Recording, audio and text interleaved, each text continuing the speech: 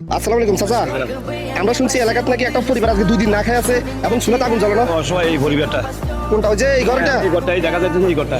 এরা 2 দিন না খেয়ে আছে। হ্যাঁ, না খায় আছে, এরা কষ্ট। আসেন তো দেখি। চাচা আপনি কই যান? একটু আমাদের সাথে আসেন, আপনারা 2টা মিনিট কষ্ট তুমি আসেন। গো বাড়িতে কেউ আছেন নি গো? আমরা শুনছি আপনারা নাকি আজকে 2 দিন না খেয়ে আছেন। না ঘরে খাবার মতো কিছু নেই, আমরা বেড়াই দেখি। আমরা যখন একবার চাল রান্ধি খামো, আমাদের রান্নার চাইলেও নাই। আমাদের ছেলে বাচ্চা নিয়ে আমরা খুব কষ্ট করতে যাচ্ছি, পানিয়ে কাজে উড়ি, সব দিকে দিকে চোখ।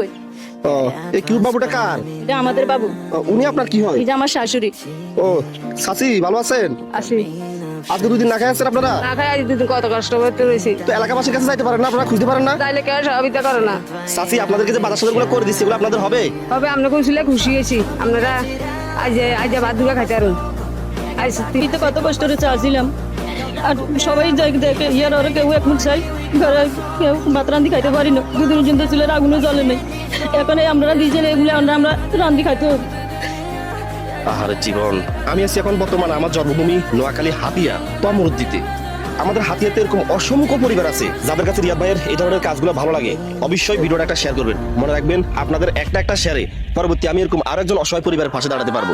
সবাই ভালো থাকবেন। আসসালামু আলাইকুম।